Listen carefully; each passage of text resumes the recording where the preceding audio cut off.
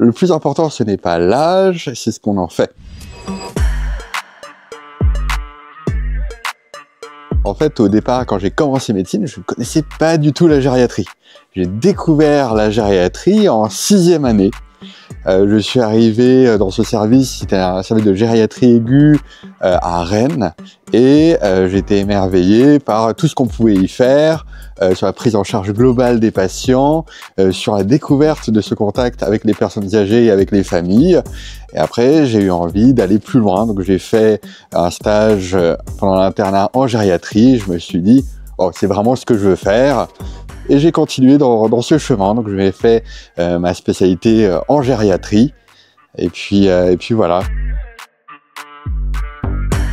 Au tout début, une fracture. Alors, je vais m'expliquer, parce que j'ai une fracture du coude, voilà, que j'ai faite à l'escalade, et je me suis retrouvé chez moi à scroller. Et je me suis rendu compte qu'en fait, on ne parlait pas des personnes âgées, ou on parlait des personnes âgées de manière caricaturale. En fait, je n'arrivais pas à voir les personnes âgées que j'ai du coup à l'hôpital, et comment elles sont vraiment. Du coup, je me suis dit, il faut en parler.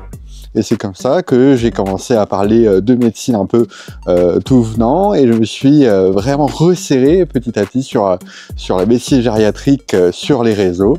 Et voilà, ça fait un peu plus de 2 ans que j'y suis. Alors je pourrais vous répondre en disant, ça dépend des institutions. Par exemple, l'OMS dit que c'est à partir de 65 ans. Pas très sympa pour ceux qui ont plus de 65 ans.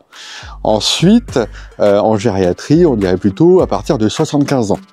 Et moi, mes patients que je reçois en hospitalisation en gériatrie, ils ont plutôt une moyenne d'âge de 80-85 ans. Donc ça peut vraiment varier. Ensuite, il faut se dire que la qualité de vie des personnes a évolué durant les 50 dernières années.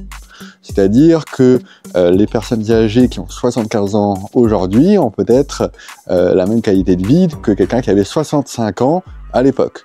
Donc, le plus important, ce n'est pas l'âge, c'est ce qu'on en fait. C'est une très bonne question, parce que les aidants, on les voit tous les jours à l'hôpital, en consultation, et ils ont une place importante dans la prise en charge des personnes âgées. Et bien souvent, en fait, on les oublie, et même eux-mêmes s'oublient. Et ça, c'est peut-être l'un des principaux écueils qu'on a en tant qu'aidant, c'est de se négliger soi-même et de passer à côté de sa propre santé. Et c'est quelque chose de très difficile d'être aidant, et c'est pour ça qu'il faut aider les aidants. Alors, ce que je vous propose au Salon des Seniors, c'est qu'on se retrouve pour un moment de partage autour de nos personnes âgées, et surtout autour du thème, on se dit souvent, c'est normal pour son âge. Est-ce qu'il est fatigué? C'est normal pour son âge. Est-ce qu'il fait telle ou telle chose? Tous ces symptômes sont normaux, c'est normal pour son âge. Alors que ce n'est pas forcément.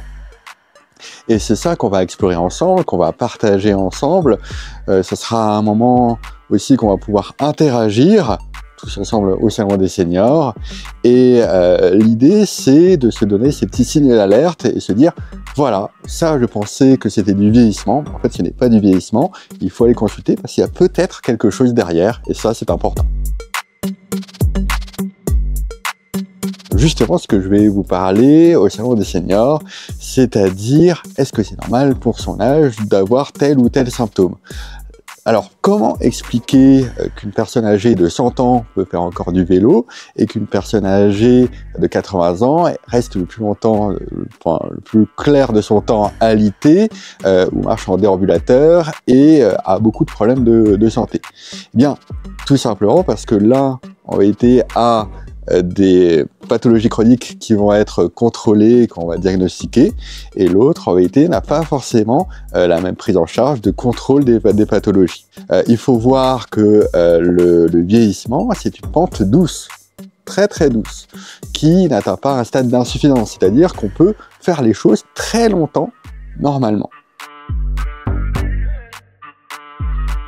Alors, ça va paraître bateau, mais les 3 premiers piliers, c'est la nutrition, de bien manger, d'avoir une nourriture équilibrée et variée. En 2, c'est de bien dormir, donc faire attention à l'hygiène de sommeil. Et en 3, c'est l'activité physique qui est essentielle à tout âge et qui doit être poursuivie même dans le grand âge, mais doit être adaptée aux conditions physiques de la personne âgée. Ensuite, il faut aussi avoir un lien social, il faut conserver des liens sociaux, il faut toujours se donner des objectifs, ça c'est hyper important. Et puis un bon suivi médical et paramédical, ça aide beaucoup aussi. Et on en parlera au Salon des seniors. D'ailleurs, les 3 piliers, ce sont les 3 premiers chapitres de mon livre. Eh bien, ceux qui m'apprennent tous les jours en réalité, c'est-à-dire qu'on peut surmonter les adversités de la vie, c'est-à-dire que j'apprends qu'on peut chuter 10 fois et se relever 11 fois. Après, le problème des chutes à répétition, c'est une problématique de la personne âgée que l'on doit traiter, on doit éviter qu'il chute, hein, faites attention. Par contre, ce message de vie, c'est vraiment qu'on peut être résilient, on peut toujours revenir, et ça, ils me l'apprennent tous les jours. Eh bien, je vous invite tous à venir me retrouver le samedi 15 mars au Salon des seniors pour ce moment de partage d'une trentaine de minutes. Ce sera à 10h30. On va apprendre plein de choses ensemble sur nos personnes âgées et la santé de nos personnes âgées. Et puis après, on se retrouvera à la librairie du Salon des seniors. On pourra discuter un peu plus et je pourrai vous parler plus longuement de mon livre et vous dédicacer ces livres.